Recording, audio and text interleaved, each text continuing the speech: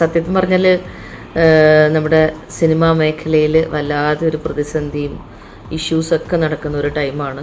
എല്ലാവർക്കും അറിയാം. വല്ലാത്തൊരു എന്താ പറയുക, വിഷമത്തിലും ഒക്കെ ശരിക്കും പറഞ്ഞാൽ ഞങ്ങളുടെയൊക്കെ മനസ്സിലിപ്പോൾ ശരിക്കും പറഞ്ഞാൽ നല്ലൊരു വിഷമവും ആങ്സൈറ്റിയും ഒക്കെ ഉണ്ട്. അമ്മയിൽ ഇന്നലെ എല്ലാവരും ഒരു രാജിവെക്കലും ഒക്കെ ഉണ്ടായി. ഞാൻ പക്ഷേ ഇന്നിപ്പം എനിക്ക് കുറച്ച് കാര്യങ്ങളൊക്കെ പറയാനുണ്ട്. പക്ഷേ ഇന്ന് ഞാൻ സ്പെഷ്യലായിട്ട് വന്നിരിക്കുന്നത് ഒരു കാര്യം പറയാനാണ്. ഇപ്പോൾ നിങ്ങൾ ആദ്യം കണ്ടല്ലോ ഒരു വീഡിയോ. ആ വീഡിയോ നിങ്ങൾക്ക് കുറേ പേർക്കൊക്കെ അറിയാമായിരിക്കുമെങ്കിലും കുറേ പേർക്ക് അറിയില്ല. അതൊന്ന് ക്ലിയർ ചെയ്യാനാണ്. കാരണം എൻ്റെയൊക്കെ തന്നെ മനുവിൻ്റെയും എൻ്റെയൊക്കെ ഫാമിലി ഗ്രൂപ്പിലൊക്കെ വളരെ ചർച്ച ചെയ്തൊരു സാധനമാണ്. ഒരുപാട് സ്ഥലത്ത് എനിക്ക് ഒത്തിരി പേര് അയച്ചു തന്നു.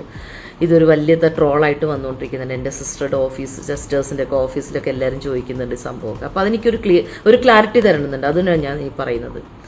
എന്താ സംഭവം എന്ന് വെച്ചിട്ടുണ്ടെങ്കിൽ, സിദ്ദിഖയുടെ മകൻ സാപ്പി മരിച്ച സമയത്ത് ബാക്കി എല്ലാ സഹപ്രവർത്തകരൊക്കെ ഇവിടെ ഉള്ളവരൊക്കെ പോയിട്ടുണ്ടായിരുന്നു. പക്ഷേ എനിക്ക് അന്ന് പോകാൻ പറ്റില്ല. ഞാൻ പനിയായിട്ട് കിടക്കുമായിരുന്നു. അപ്പോൾ ആ സമയത്ത് എനിക്ക് പോകാൻ പറ്റാത്തതുകൊണ്ട് പിന്നെ നമ്മൾ കാണുന്നത് നമ്മുടെ ജനറൽ ബോഡി സമയമാണ് അമ്മയുടെ. അന്ന് ഇക്ക വന്നിട്ടുണ്ടായിരുന്നു.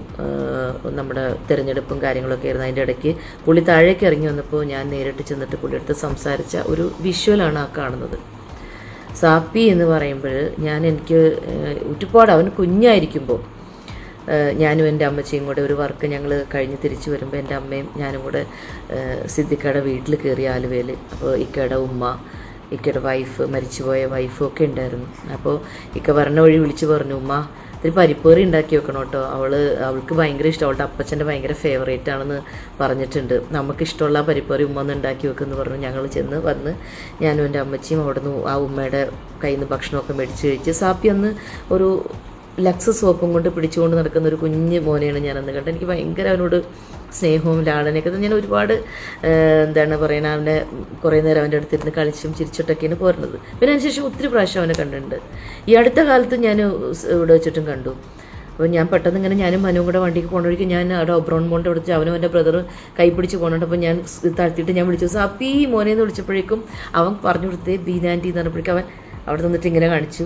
ഞാൻ പറഞ്ഞു മോനെ ഇങ്ങനെയൊക്കെ പറഞ്ഞ് ഓക്കെ എന്നും പറഞ്ഞിട്ട് ഞാൻ പോയി. അതാണ് ഞാൻ അവരെ ലാസ്റ്റ് കാണുന്നത്. അതിനുശേഷം അവൻ മരിച്ചു എന്ന് പറഞ്ഞു. എനിക്ക് ഭയങ്കര സങ്കടം തോന്നി. കാരണം നമുക്ക് മരണം എന്ന് പറയുന്നത്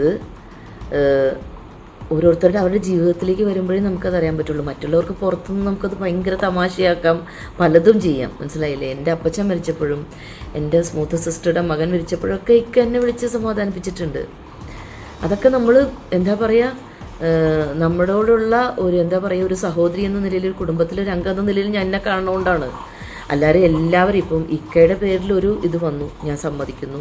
അത് എന്താണ്, ഇപ്പം രേവതി സമ്പത്ത് എന്ന് പറഞ്ഞൊരു പെൺകുട്ടി ഒരു സ്ത്രീ വന്ന് ഇങ്ങനെ ഒക്കെ പറഞ്ഞു. അപ്പോൾ അവർക്ക് അതങ്ങനെ സംഭവിച്ചിട്ടുണ്ടെങ്കിൽ തീർച്ചയായിട്ടും അത് എന്താണ്, നിയമത്തിൻ്റെ മുന്നിൽ വരട്ടെ. അദ്ദേഹം അത് ചെയ്താണ്, സിദ്ദിഖ് അത് ചെയ്താണെങ്കിൽ അതിനുള്ള ശിക്ഷ കിട്ടട്ടെ. ഞാൻ ഒരിക്കലും അതിലേക്ക് ഒന്നും പോകുന്നില്ല, ആ ഏരിയയിലേക്ക് ഒന്നും കിടക്കുന്നില്ല. നമ്മളോടുള്ള പെരുമാറ്റവും നമ്മളോടുള്ള ഒരാൾ മരിക്കുമ്പോൾ നമ്മൾ കാണിക്കുന്നത്, മരണം എന്ന് പറയുന്ന ആർക്കും അത്ര വിദൂരമല്ല.